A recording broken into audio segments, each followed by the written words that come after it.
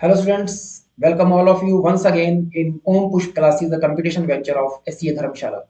तो स्टूडेंट्स आज मैं डिटर्मिनेंट का लेक्चर 2 लेके आया हूं, जिसमें मैं आपको मालूम है कि मैं क्या करा रहा हूं। आजकल आपको मल्टीपल चॉइस क्वेश्चन करवा रहा हूं बोर्ड लेवल पे। तो पहले लेक्चर में मैंने आपको 7 क्वेश्चन कराए थे और अगले क्वेश्चन में आपको आगे स्टार्ट कर रहा हूं। चलो स्टार्ट करते हैं क्वेश्चन नंबर 8। बेटे क्वेश्चन नंबर 8 में हम आपको कह रहे हैं, क्वेश्चन नंबर 8 में विच of the following is correct, कि जो डिटर्मिनेंट है वो एक स्क्वायर मैट्रिक्स होता है, या डिटर्मिनेंट एक नंबर होता है जो मैट्रिक्स के साथ एसोसिएट होता है, या डिटर्मिनेंट एक नंबर होता है जो स्क्वायर मैट्रिक्स के साथ एसोसिएट होता है, या नन ऑफ दीज। बेटे आपको पता है कि डिटर्मिनेंट जो होता है वो क्या होता है। डिटर्मिनेंट सिर्फ किसका होता है बेटे? स्क्वायर मैट्रिक्स का होता है। ठीक है, तो आपकी सी ऑप्शन ही ठीक जाएगी कि determinant is a number associated to a square matrix. कोई भी आप स्क्वायर मैट्रिक्स ले लीजिए, 2 ऑर्डर का, 3 ऑर्डर का, 4 ऑर्डर का, 2 order, 3 order, 4 order square matrices की ही वैल्यू हम निकाल सकते हैं, और उस वैल्यू को ही हम क्या बोलते हैं? डिटर्मिनेंट। इन जनरल हम यही बोलते हैं। आपसे कोई पूछे कि मैट्रिक्स की को क्या आप सॉल्व कर सकते हैं, तो आपका आंसर होता है हम मैट्रिक्स को सॉल्व नहीं कर सकते हैं। और अगर किसी मैट्रिक्स को सॉल्व कर सकते हैं तो किस मैट्रिक्स को सॉल्व कर सकते हैं? स्क्वायर मैट्रिक्स को सॉल्व कर सकते हैं। और स्क्वायर मैट्रिक्स को अगर हम सॉल्व कर सकते हैं तो किसकी फॉर्म में सॉल्व करते हैं? हम डिटर्मिनेंट की फॉर्म में सॉल्व करते हैं। तो बेटा determinant is a number associated with the square matrix. तो सी ऑप्शन आपका करेक्ट आंसर है। नेक्स्ट क्वेश्चन स्टार्ट करते हैं बेटे। क्वेश्चन नंबर 9 में वो मुझे कह रहा है ए अगर 2b के बराबर है, ठीक है, और यहाँ ए और बी स्क्वायर मैट्रिसेस है 2 ऑर्डर के, ए और बी स्क्वायर मैट्रिसेस और 2 ऑर्डर के, तो हमें वो कह रहा है कि ए का डिटर्मिनेंट किसके बराबर होगा। बेटे ए मैंने आपको किसके बराबर दिया है? 2b के बराबर दिया। अब डिटर्मिनेंट ए निकालना है तो दोनों साइड में मैंने क्या लगा दिया बेटे? डिटर्मिनेंट ए, और सामने मैंने लिख दिया 2b का determinant. A equal to 2b, दोनों साइड में डिटर्मिनेंट लगा दिया। और बेटे अब 2b का डिटर्मिनेंट, यहां मैं आपको एक रिजल्ट बताना चाहूंगा कि जैसे k इंटू ए, के आपका कोई कांस्टेंट है, ए आपका कोई मैट्रिक्स है, और k इंटू ए का जो डिटर्मिनेंट होता है वो बेटे प्रॉपर्टी याद रखना, k की पावर n इंटू डिटर्मिनेंट ए होता है। और कोई पूछे सर जी ये n क्या है, तो बेटे ये जो n होता है ये क्या होता है? ये n होता है जो भी आपको हमने मैट्रिक्स दिया उसका ऑर्डर। ठीक है, हमने जो आपको मैट्रिक्स दिया है, हम यहाँ 2 इंटू बी डिटर्मिनेंट की बात कर रहे हैं, तो जो बी मैट्रिक्स है उसका ऑर्डर क्या है? 2 है। या जो ए मैट्रिक्स है उसका ऑर्डर क्या है? 2 है। तो यहां क्या लिखेंगे हम? 2 की पावर, जैसे ऑर्डर n हो तो कांस्टेंट बाहर आता है विद पावर ऑर्डर, और यहां 2 है तो कांस्टेंट 2 बाहर आएगा विद पावर क्या होती है? जो ऑर्डर होता है। और ऑर्डर कितना है? 2। और इन 2 में हम क्या लिख देंगे? Determinant B. और 2 का स्क्वायर आपको पता है 4 इंटू डिटर्मिनेंट बी, तो 4 इंटू डिटर्मिनेंट बी। तो डिटर्मिनेंट ए इस क्वेश्चन में किसके बराबर आ गया? 4 इंटू डिटर्मिनेंट बी। तो B option is your correct answer. Next question start करते हैं, क्वेश्चन नंबर 10। क्वेश्चन नंबर 10 में बेटे वो हमें बोल रहा है if A equal to matrix दिया है 3 2 1 4, कितने ऑर्डर का है बेटे? 2 ऑर्डर का, 2 cross 2, then A into adjoint A किसके बराबर होगा? 4 ऑप्शन हमने आपको दिए हुए हैं बेटे। ए इंटू एडजॉइंट ए, पिछले लेक्चर में मैंने आपको एडजॉइंट की प्रॉपर्टीज में बताया था कि ए इंटू एडजॉइंट ए किसके बराबर होता है? डिटर्मिनेंट ए इंटू आई के बराबर होता है। करने के तरीके तो और भी बहुत से हैं, लेकिन सबसे शॉर्टकट यही है यहाँ पे कि ए इंटू एडजॉइंट ए किसके बराबर होता है? डिटर्मिनेंट ए इंटू आई। और डिटर्मिनेंट ए मैट्रिक्स हमने दिया है तो इसका हम डिटर्मिनेंट बना देंगे। क्या होगा बेटे? 3 2 1 4, और इनटू में आई क्या होता है बेटे? मैट्रिक्स होता है। ठीक है, और कितने ऑर्डर का मैट्रिक्स होगा?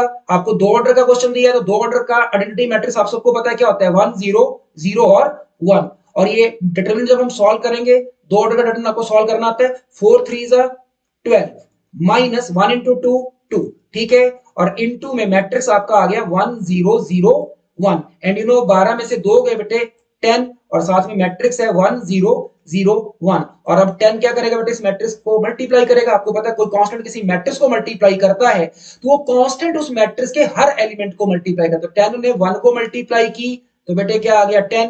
10 ने 0 को मल्टीप्लाई की, क्या आ गया? 0। 10 ने 0 को मल्टीप्लाई किया क्या आ गया? 0। और 10 ने 1 को मल्टीप्लाई किया तो क्या आ गया? 10। तो योर आंसर इज 10 0 0 10। अब देखते हैं कौन सी ऑप्शन है 10 0 0 10। ए ऑप्शन आपका करेक्ट आंसर गया है। नेक्स्ट बेटे नेक्स्ट क्वेश्चन स्टार्ट करते हैं, क्वेश्चन नंबर 11।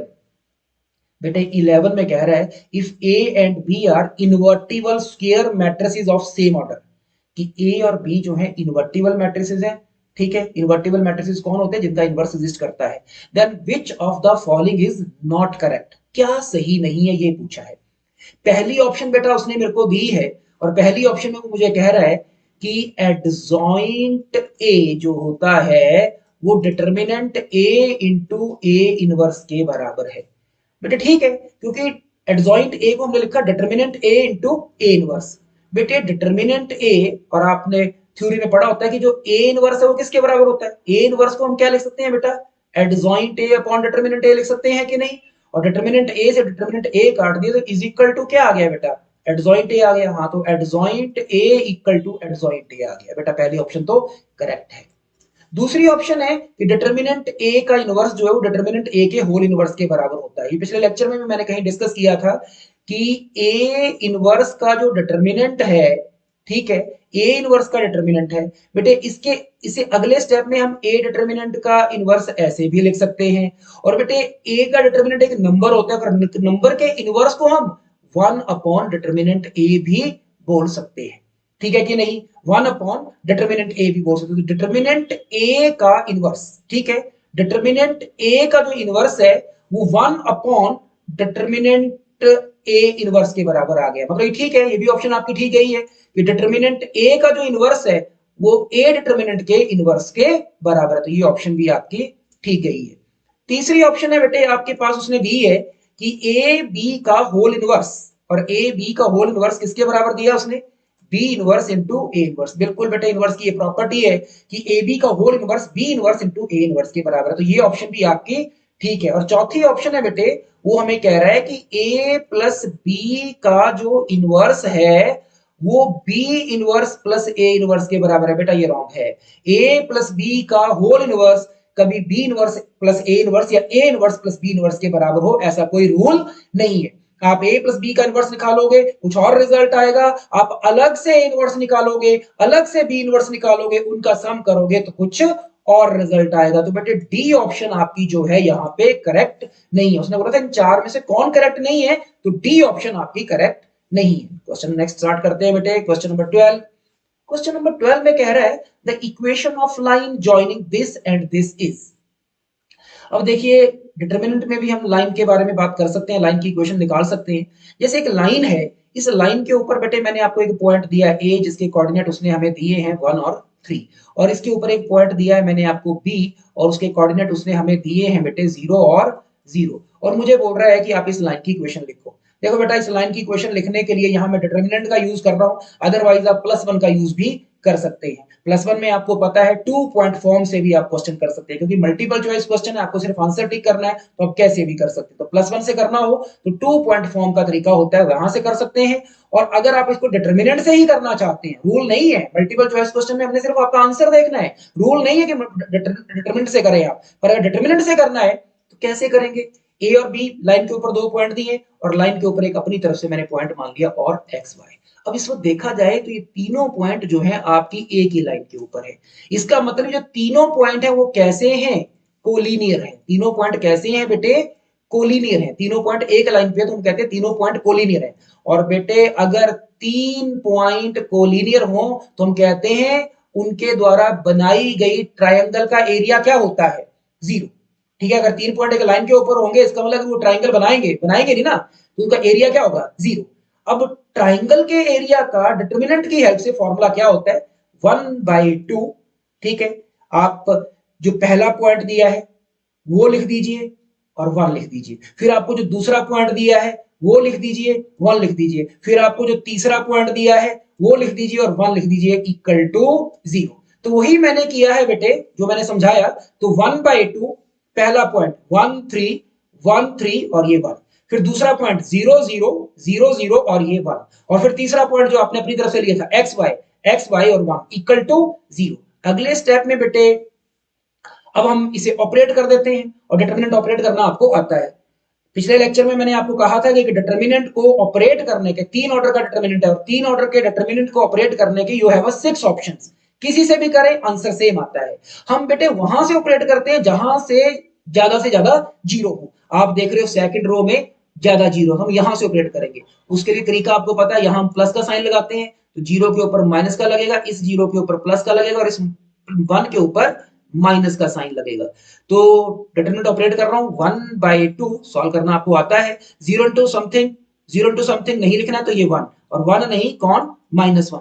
अब इस -1 के कॉरस्पॉन्डिंग आपको सिखाया होता है कि -1 के कॉरस्पॉन्डिंग रो को भी भूल जाओ और कॉलम को भी भूल जाओ। तो जो बचा, क्या बचा आपके पास, 13xy, ठीक है। और 13xy को कैसे सॉल्व करते हैं, y into 1, y into 1 y, minus का साइन होता है डिफॉल्ट, और x into 3 क्या बन गया, 3x, ठीक है बेटे, इज इक्वल टू 0 है। अगले स्टेप में बेटे क्या आ गया आपके पास, 1/2 माइनस, और माइनस की मल्टीप्लाई कर देता हूं तो क्या आ जाएगा आपका, 3x प्लस का हो जाएगा, और y जो है वो माइनस का हो जाएगा, इक्वल टू 0। अब 1/2 और 3x माइनस y की मल्टीप्लाई 0, 1/2 तो 0 हो नहीं सकता, तो कौन 0 हो गया, 3x minus y equal to 0 हो गया। तो 3x की वैल्यू क्या आ गई, y, you can say y की वैल्यू क्या आ गई, 3x, तो y equal to 3x, A answer आपका सही है। नेक्स्ट क्वेश्चन स्टार्ट कर रहा हूं, क्वेश्चन नंबर 13। बेटे क्वेश्चन नंबर 13 एक इंपॉर्टेंट क्वेश्चन है। इसमें कह रहा है, if the adjoint of a 3x3 non singular matrix P is this one. बोलता है एक मैट्रिक्स है P, एक मैट्रिक्स P है, ठीक है, और वो कह रहा है इस मैट्रिक्स का जो एडजॉइंट है, मतलब मैट्रिक्स P है, और उस मैट्रिक्स P का जो एडजॉइंट है वो हमने आपको ये दिया है, ये दिया है, ठीक है जी। मतलब एडजॉइंट ऑफ P, P एक मैट्रिक्स है, उसका जो एडजॉइंट है वो मैंने आपको दिया है 1 4 4 2 1 7 1 1 3, ये दिया है। Then the possible values of the determinant P, तो आपको P का डिटरमिनेंट निकाल के दिखाना है, ठीक है जी। बेटे यहां भी मैं एक एडजॉइंट की प्रॉपर्टी यूज करना चाहूंगा, और एडजॉइंट की ये प्रॉपर्टी आपको मैंने बताई है, ठीक है, कि जो एडजॉइंट ए होता है, एडजॉइंट ए जो होता है, सॉरी, एडजॉइंट ए का जो डिटरमिनेंट होता है वो किसके बराबर होता है। फर्स्ट लेक्चर में मैंने एडजॉइंट की प्रॉपर्टीज डिस्कस की थी कि एडजॉइंट ए का जो डिटरमिनेंट होता है वो होता है डिटरमिनेंट ए की पावर n-1। और यहां पे बेटे जो n होता है ना, वो क्या होता है, n होता है ऑर्डर। और आपके इस क्वेश्चन में किसकी बात हो रही है, आपके इस क्वेश्चन में P की बात हो रही है, और P की बात हो रही है। अब अगर P का एडजॉइंट 3 ऑर्डर का है तो P मैट्रिक्स भी 3 ऑर्डर का होगा। तो बताइए, अगर हम आपसे यहां से पूछें कि एडजॉइंट P का डिटरमिनेंट जो है वो किसके बराबर होगा, तो आप बोलेंगे डिटरमिनेंट P की पावर 3 में से 1 गया 2। तो बेटे हम यहां से ये कह सकते हैं कि P डिटरमिनेंट का जो स्क्वायर है वो एडजॉइंट P के बराबर है, एडजॉइंट P डिटरमिनेंट के बराबर है, ठीक है। अब बेटे एडजॉइंट P हमने आपको ये दिया है, तो आपको P का डिटरमिनेंट निकालना है। आपको रिलेशन मिल गया कि P डिटरमिनेंट का स्क्वायर जो है एडजॉइंट P के डिटरमिनेंट के बराबर है। और बेटे ये कौन है, ये चीज कौन है, एडजॉइंट P, और ये एडजॉइंट P का ये मैंने क्या बना दिया, डिटरमिनेंट। तो ये क्या है, ये जो चीज इस वक्त जिसको मैंने टिक किया है, ये कौन है, ये एडजॉइंट P का डिटरमिनेंट बना दिया, क्योंकि एडजॉइंट P एक मैट्रिक्स था, उस मैट्रिक्स का ये मैंने क्या बना दिया, डिटरमिनेंट। तो ये एडजॉइंट P का डिटरमिनेंट मैंने किसके बराबर कर दिया, P स्क्वायर के बराबर कर दिया, ठीक है भाई। उसके बाद बेटे P स्क्वायर इक्वल टू, और ये एक 3 ऑर्डर का डिटरमिनेंट है बेटे, ये आपको सॉल्व करना आता है, ये मैं सॉल्व करके आपको नहीं दिखा रहा हूं। और इस तरह से डिटरमिनेंट P का जो स्क्वायर है, ठीक है, ये डिटरमिनेंट आपने सॉल्व किया, और डिटरमिनेंट को सॉल्व करके आपका आंसर आया बेटे 4। अब आपको कोई ये कह दे कि P के डिटरमिनेंट का स्क्वायर जो है वो 4 के बराबर है, तो बेटे फिर डिटरमिनेंट P किसके बराबर होगा, प्लस माइनस 2 के बराबर होगा। तो प्लस माइनस 2 आपकी फर्स्ट ऑप्शन है, तो ए आपका सही आंसर गया। नेक्स्ट क्वेश्चन स्टार्ट करते हैं बेटे, क्वेश्चन नंबर 14। और क्वेश्चन नंबर 14 में बेटे वो मुझे कह रहा है, A is a 3x3 non singular matrix. A 3 order का नॉन सिंगुलर मैट्रिक्स है, और कोई मुझे कह दे ए जो है 3 ऑर्डर का एक मैट्रिक्स है और नॉन सिंगुलर है, तो मुझे वहां से यही पता है कि अगर कोई मैट्रिक्स नॉन सिंगुलर हो तो उसका जो डिटरमिनेंट है वो 0 नहीं होता है। आपको निकालना क्या है बेटे, यहाँ पे आपको बेटे यहाँ पे निकालना है A inverse into adjoint A का डिटरमिनेंट निकालना है। आपको फाइंड आउट करना है A inverse into adjoint A का डिटरमिनेंट।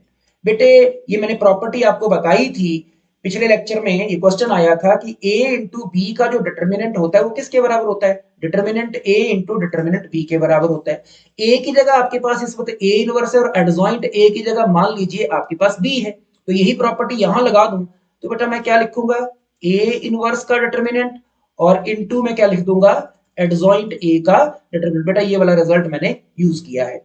उसके बाद बेटे ए इनवर्स का डिटरमिनेंट लिखना या ए डिटरमिनेंट का इनवर्स लिखना एक ही बात होती है। आपको सिखाया है कि किसी मैट्रिक्स का इनवर्स करके डिटरमिनेंट निकालो या पहले डिटरमिनेंट कर लो बाद में इनवर्स निकालो, एक ही बात है। ये भी काफी बड़ा शॉर्टकट होता है एमसीक्यू के लिए। और एडजॉइंट ए का डिटरमिनेंट, अभी पिछले में मैंने आपको बताया कि एडजॉइंट ए का डिटरमिनेंट क्या होता है, डिटरमिनेंट ए की पावर n माइनस वन। और n क्या होता है, ऑर्डर, और यहाँ ऑर्डर कितना दिया, 3, तो 3 में से एक गया तो 2 हो गया। अच्छा बेटे ए डिटरमिनेंट का इनवर्स को आप 1 ओवर डिटरमिनेंट ए भी बोल सकते हैं, बिल्कुल बोल सकते हैं, और डिटरमिनेंट ए का स्क्वायर। अब एक डिटरमिनेंट से एक डिटरमिनेंट कट गया तो आपके पास क्या बच गया बेटे, डिटरमिनेंट ए। तो डिटरमिनेंट ए आपकी फर्स्ट ऑप्शन है, तो आपका फर्स्ट ऑप्शन यहां करेक्ट आंसर गया है। नेक्स्ट क्वेश्चन स्टार्ट कर रहा हूं, क्वेश्चन नंबर 15। क्वेश्चन नंबर 15 है बेटे, इंपॉर्टेंट क्वेश्चन है। Let A B a skew symmetric matrix of order 3। हमने बेटे ए आपको 3 ऑर्डर का, ए हमने आपको 3 ऑर्डर का एक स्क्यू सिमेट्रिक मैट्रिक्स दिया है, ठीक है। और फिर हमने आपको यह कहा है कि ए का जो डिटरमिनेंट है वो x के बराबर है और आपने 2023 की पावर x निकालना है। बच्चों ए जो है वो 3 ऑर्डर का एक स्क्यू सिमेट्रिक मैट्रिक्स है और पहले आपको डिटरमिनेंट ए मैंने x के बराबर दिया है, मैं भी डिटरमिनेंट निकालता हूं और मैंने एकदम से कह दिया अगर a एक स्क्यू सिमेट्रिक मैट्रिक्स है 3 ऑर्डर का तो उसका डिटरमिनेंट क्या होगा बेटे, 0। आपको मालूम है स्क्यू सिमेट्रिक मैट्रिक्स अगर ऑड ऑर्डर का हो, स्क्यू सिमेट्रिक मैट्रिक्स का अगर ऑर्डर क्या हो, ऑड, जो कि यहां क्या है 3, ऑड, तो उसकी वैल्यू, उसका डिटरमिनेंट हमेशा क्या होता है, 0। तो बेटा डिटरमिनेंट ए 0 के बराबर आ गया। लेकिन अकॉर्डिंग टू क्वेश्चन वो मुझे कह रहा है कि डिटरमिनेंट ए तो x के बराबर है, तो दोनों को इक्वेट करूंगा तो मेरे बच्चों x किसके बराबर आ गया, 0 के बराबर आ गया। तो x की वैल्यू आ गई 0। बेटे अब आपको किसकी वैल्यू निकालनी थी, 2023 की पावर x, और मेरे बच्चों x क्या निकाला है अभी आपने, 0 निकाला है। And you know something power 0 क्या होता है बेटा, 1। तो 1 इज योर राइट आंसर। तो 1 ऑप्शन आपकी, डी ऑप्शन आपका सही आंसर गया है। नेक्स्ट क्वेश्चन है, क्वेश्चन नंबर बेटा 16 है। अब क्वेश्चन नंबर 16 में वो हमें कह रहा है इफ ये मैट्रिक्स हमने दिया is non singular matrix. Non singular matrix का मतलब कि इसकी डिटरमिनेंट, इसकी वैल्यू, इसका डिटरमिनेंट 0 नहीं होगा। और यहां पे कहता है ये जो स्मॉल ए है ये कैपिटल ए को बिलोंग कर रहा है, ठीक है कि नहीं। स्मॉल ए, जो स्मॉल ए है ये कैपिटल ए को बिलोंग कर रहा है, कैपिटल ए इस मैट्रिक्स का नाम होगा। Then set A, set A बताना है आपको, ठीक है कि नहीं। तो बेटे इस क्वेश्चन में हमें ये मैट्रिक्स नॉन सिंगुलर मैट्रिक्स दिया है और आपको पता है अगर कोई मैट्रिक्स नॉन सिंगुलर हो तो उसका जो डिटरमिनेंट है वो 0 के बराबर नहीं होता है। बेटे अब यहां मैं डिटरमिनेंट तो सॉल्व करना नहीं सिखाऊंगा आपको, और ये डिटरमिनेंट 0 के बराबर नहीं है। आपने इस डिटरमिनेंट को सॉल्व किया, 0 के बराबर नहीं है, डिटरमिनेंट को सॉल्व किया, 0 के बराबर नहीं है, और इस तरह से आपको यहां से आंसर मिला है कि जो a की वैल्यू है वो 4 के बराबर नहीं है, कि जो a की वैल्यू है वो 4 के बराबर नहीं है। बेटे a हमने यहां पे आपको जो मैट्रिक्स दिया था उसका नाम था a, जो मैट्रिक्स दिया था आपको 1 2 1, दूसरी ऑप्शन, दूसरी लाइन में दिया था 2 3 1, दूसरी रो 2 3 1 थी, और तीसरी रो जो थी वो थी 3 a 1, ठीक है। ये ए मैट्रिक्स दिया था और इस ए मैट्रिक्स में हमने ये पता कर लिया कि जो स्मॉल ए था ये 4 के बराबर नहीं है, स्मॉल ए 4 के बराबर नहीं है। तो हमें सेट ए बताना है। सेट ए का मतलब हम कितने ऐसे अलग अलग मैट्रिसेस बता सकते हैं वो बताना है। तो बेटे हम कितने मैट्रिक्स बनाते हैं, ए को बस 4 नहीं रखना, इसके अलावा यहां आप ए की जगह इस दुनिया का कोई भी नंबर रख दो, कोई भी नंबर रख दो, बस ए को 4 नहीं रखना है। तो फिर ए कितने मैट्रिक्स बन सकते हैं, इस दुनिया में जितने मर्जी ए मैट्रिक्स बना सकते हैं, बस 4 नहीं रखना है। तो कौन है, इज ऑल रियल, सिर्फ कौन छोड़ना पड़ेगा आपको, 4 छोड़ना पड़ेगा। नहीं समझे, ऑल रियल आंसर नहीं हो सकता है। क्यों नहीं हो सकता है, सेट ए ऑल रियल मतलब जितने मर्जी मैट्रिक्स बना दो, जितने मर्जी नहीं बना सकते आप, जितने मर्जी बना सकते उसमें से एक कभी नहीं बनेगा। कौन, यहां कभी भी आप ए की जगह 4 नहीं रख सकोगे। तो D is your correct answer, ठीक है। नेक्स्ट क्वेश्चन, क्वेश्चन नंबर 17, इसमें कह रहा है given that A is a non singular matrix of order 3। ए आपको हमने एक नॉन सिंगुलर मैट्रिक्स दिया है और उसका ऑर्डर जो है वो कितना है, 3 है, such that A square 2a के बराबर है। एक बात मैं आपको ये कह रहा हूं कि ए स्क्वायर जो है वो 2a के बराबर है, ए स्क्वायर 2a के बराबर है। और बच्चों आपको निकालना है 2a का डिटरमिनेंट, ये आपका क्वेश्चन है, ठीक है। बेटे अगर आपको 2a का डिटरमिनेंट निकालना है, ठीक है, और a स्क्वायर मैंने आपको 2a के बराबर दिया है, चलो पहले इसको जरा सॉल्व करता हूं। ए स्क्वायर बेटे अगर 2a के बराबर है, अगर A square is equal to 2a है, ठीक है, और हमें निकालना क्या है 2a का डिटरमिनेंट। पहले चलो 2a का डिटरमिनेंट निकालना है, तो क्या होगा 2a का डिटरमिनेंट, ठीक है, 2 डिटरमिनेंट से बाहर आएगा, कितने ऑर्डर का मैट्रिक्स है, 3 ऑर्डर का मैट्रिक्स है, तो कितना बाहर आएगा 2 की पावर 3, और इनटू में क्या आ जाएगा डिटरमिनेंट a, और 2 की पावर 3 कितना होता है 8 इंटू डिटरमिनेंट a। बेटे आपको 2a का डिटरमिनेंट निकालना है, जो कि किसके बराबर आ गया 8 इंटू डिटरमिनेंट a। अब आपको अभी क्या निकालना है बेटा, डिटरमिनेंट a निकालना है। तो मैंने दिया है a क्यूब 2a के बराबर है, सॉरी a स्क्वायर 2a के बराबर है। अगर मुझे डिटरमिनेंट a निकालना है तो मैंने a स्क्वायर और 2a पे दोनों साइड में डिटरमिनेंट लगा दिया, ठीक है। अब a स्क्वायर का डिटरमिनेंट लिखना या a डिटरमिनेंट का स्क्वायर लिखना बात एक ही होती है, ठीक है बेटा। और 2a का 2 बाहर आएगा, और 2 जब बाहर आएगा, क्योंकि a का जो ऑर्डर है 3 है, तो 2 की पावर 3 बाहर आएगा, और इनटू में डिटरमिनेंट a आएगा। अब डिटरमिनेंट a का स्क्वायर और डिटरमिनेंट a कट जाएगा, तो यहाँ डिटरमिनेंट a रह जाएगा, और सामने 2 का क्यूब कितना हो जाएगा 8 हो जाएगा। बेटे आपको निकालना था 2a का डिटरमिनेंट, जो कि 8 इंटू डिटरमिनेंट a के बराबर था 8, और डिटरमिनेंट a आपको मालूम नहीं था, वो आपने यहां से निकाल दिया। डिटरमिनेंट a भी क्या आ गया है बेटे 8 आ गया है, 8 इंटू 8, तो आपका आंसर कितना आ गया बेटे 64। तो 64 your C option is correct. तो ये आपका क्वेश्चन नंबर मैंने 17 करके दिखाया है। अब ये क्वेश्चन नंबर 18 है बेटा। इस क्वेश्चन में वो हमें कह रहा है गिवन दैट ए आपको एक स्क्वायर मैट्रिक्स दिया 3 ऑर्डर का, और डिटरमिनेंट ए की वैल्यू मैंने आपको दी है -7। तो मुझे कह रहा है then find the value of summation i equals to 1 से 3 a i two into capital A i two, और जो कैपिटल ए जो है बेटे वो कोफैक्टर्स है स्मॉल ए के, ठीक है। अब इसे अगर मैं बेटे खोलता हूं, समीशन का मतलब होता है सम करना है, आई वेरिंग फ्रॉम 1 to 3, पहले आई की जगह 1 रखेंगे, तो बेटा क्या आएगा ए, आई की जगह 1 रखा तो क्या आएगा 1, और पहले से 2 है, इंटू कैपिटल ए 1 2, समीशन का मतलब फिर प्लस कर दीजिए, फिर आई की जगह 2 रखिए, तो क्या आ जाएगा बेटे a two two small a two two into capital A two two, plus फिर आई की जगह 3 रखेंगे बेटे, आई की जगह 3, तो क्या आ जाएगा a 3 2 इंटू कैपिटल A 3 2। बेटे अगर आप ध्यान से देखें, अगर आपके पास a एक मैट्रिक्स दिया है, ठीक है, ये मैट्रिक्स दिया है मैंने a आपके पास, और A12 ये एलिमेंट है, A12 ये एलिमेंट है, फिर A22 आप देख रहे हो ये वाला एलिमेंट है, और A32 देख रहे हो आप ये वाला एलिमेंट है। ये जो A12 है, A22 है और A32 है, ये मैट्रिक्स A के सेकंड कॉलम के क्या हैं एलिमेंट है, ठीक है, सेकंड कॉलम के एलिमेंट है। और बेटे कैपिटल A12 जो होता है वो स्मॉल a12 का कोफैक्टर है। तो बेटे आपको हमने डिटरमिनेंट में एक प्रॉपर्टी बताई थी, ठीक है, कि कभी किसी मैट्रिक्स में हमने एक प्रॉपर्टी बताई थी कि किसी मैट्रिक्स के, किसी रो के या किसी कॉलम के एलिमेंट्स को उनके कोफैक्टर के साथ मल्टीप्लाई कर दिया जाए, सम कर दिया जाए, तो वो उस मैट्रिक्स की वैल्यू होती है, मतलब उसका डिटरमिनेंट होता है। अब आप यहां से देखिए A12, आपके इस मैट्रिक्स के सेकंड कॉलम का पहला एलिमेंट A12 को मैं किससे मल्टीप्लाई कर रहा हूं उसके कोफैक्टर से, प्लस इसके दूसरे एलिमेंट A22 को मैं किससे मल्टीप्लाई कर रहा हूं उसके कोफैक्टर से, फिर उसके तीसरे एलिमेंट A32 को मैं किससे मल्टीप्लाई कर रहा हूं उसके कोफैक्टर से। और ये प्रॉपर्टी बोलती है कि किसी मैट्रिक्स के, किसी कॉलम के, किसी रो के एलिमेंट्स को उसके कोफैक्टर से मल्टीप्लाई करके सम कर दिया जाए तो वो उस मैट्रिक्स की वैल्यू आ जाती है, मतलब क्या आ जाता है उसका डिटरमिनेंट आ जाता है। और आप बताइए आपका ये जो रिजल्ट है, आपका जो आपको रिजल्ट निकालना है वो ये रिजल्ट है, और ये डिटरमिनेंट ए के बराबर है, और डिटरमिनेंट ए मैंने किसके बराबर दिया है -7 के बराबर दिया है।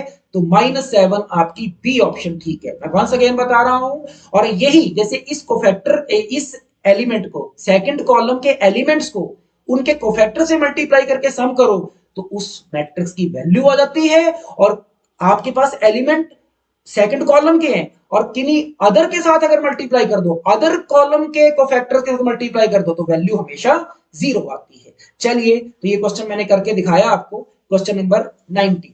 Find the maximum value of this determinant. मुझे कह रहा है इस डिटरमिनेंट की मैक्सिमम वैल्यू बतानी है।